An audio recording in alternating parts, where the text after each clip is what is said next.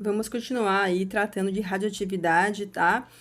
Hoje a gente vai ver as aplicações da radioatividade no nosso cotidiano e falar um pouquinho, né, do processo das reações nucleares, tá?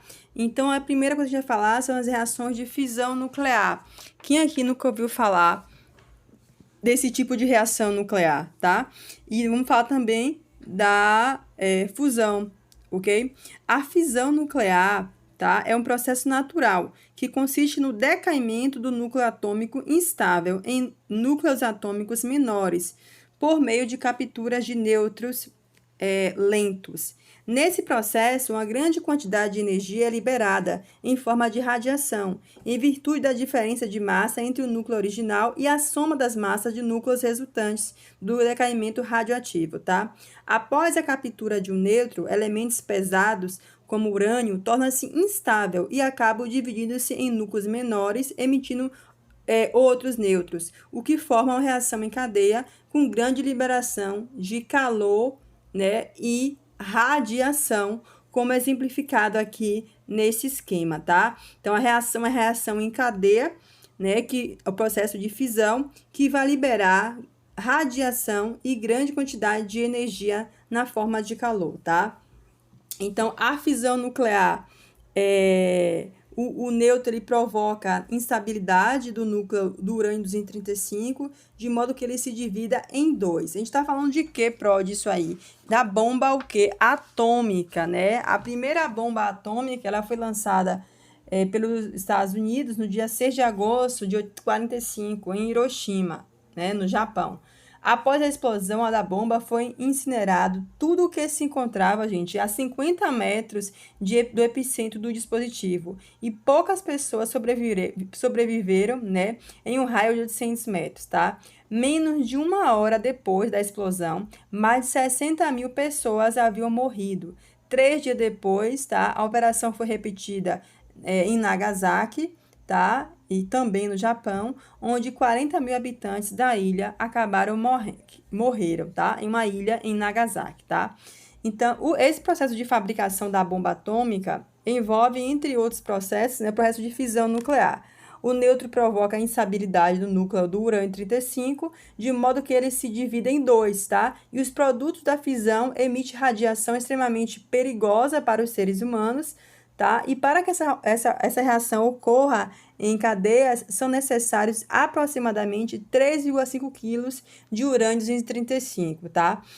A energia liberada em cada uma dessas reações é enorme, uma grande quantidade de energia liberada na forma, né? E aí você sente o barulho, né, da explosão, a grande quantidade de calor produzido, tá?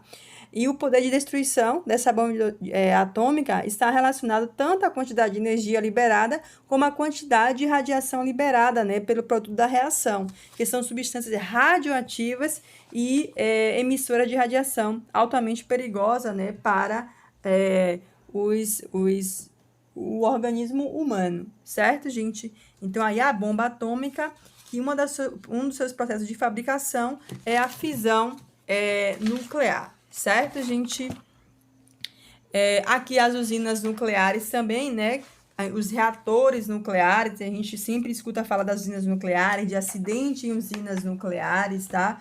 O reator, que é uma fonte de calor que funciona de maneira semelhante a uma caldeira, né? Como se fosse uma caldeira de usina térmica, e a energia térmica produzida por um reator é o resultado da desaceleração dos fragmentos de fissão dentro dos próprios combustíveis, certo? Então, aqui você tem um exemplo aí de uma usina nuclear, um exemplo, não sei de qual se trata. A gente tem aqui, a gente fala, né, Angra 1, Angra 2, mas nada se compara, né, a Chernobyl, né, gente? A gente teve um acidente sério em Chernobyl, na usina nuclear. É o maior acidente nuclear da história, tá? A maior tragédia nuclear da história ocorreu, né, na União da República Socialista Soviética, tá? Então, a gente não sabe se, se foi um problema no resfriamento de um dos reatores que causou a explosão e lançou, né, toneladas de urânio e, esse urânio, ele é radioativo e aí a gente tem, né, informação de que chegou a calcular cerca de o governo não admitia a quantidade de mortos, mas as reportagens trazem 80 mil, né, mortos devido a esse acidente aí em Chernobyl, tá? Então, que está relacionado aí ao acidente, a reatores, né, nucleares, beleza?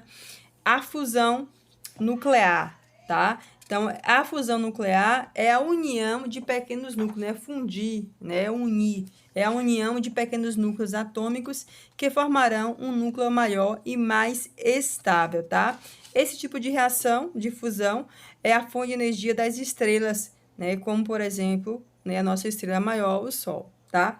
E a aplicação da radioatividade no nosso cotidiano, né? A gente falou do Chernobyl, falou dos acidentes nucleares, fala da bomba atômica, né? Das coisas negativas que aconteceram aí ligadas à radioatividade, né? Ou melhor, da forma que foi utilizado a radioatividade, tá?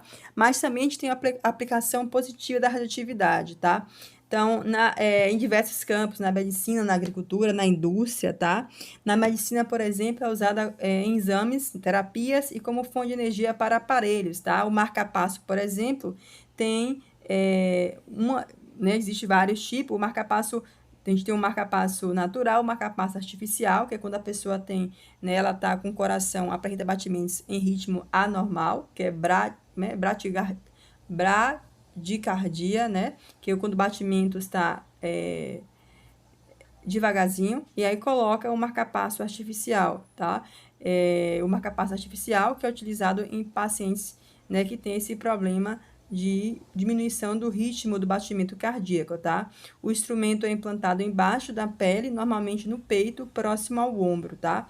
E é formado por uma caixa, por um fio que leva os estímulos ao coração, e a duração desse marca-passo está relacionada com a duração das pilhas. E essas pilhas, elas podem ter elementos radioativos como o plutônio 238, certo?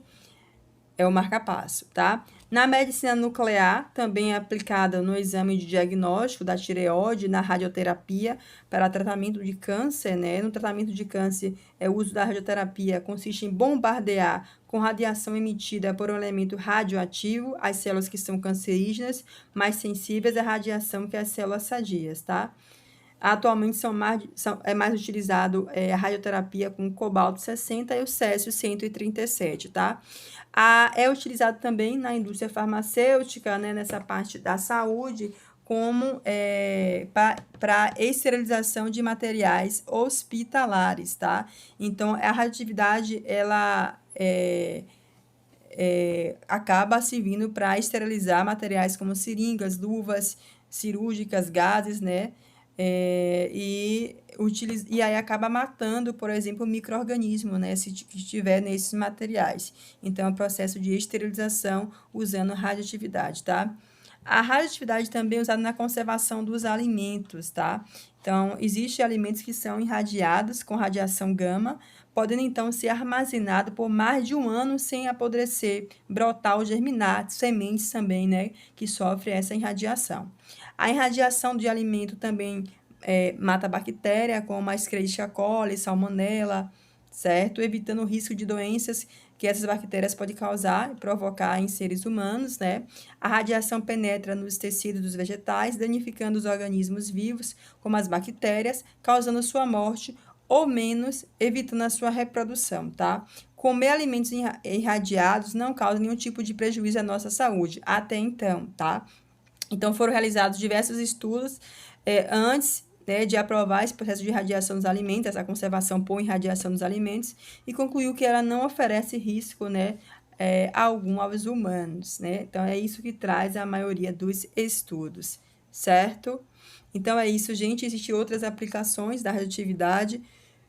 Vocês podem estar pesquisando mais, a gente está discutindo durante as nossas aulas online, tá bom? Por hoje é só. Um grande beijo.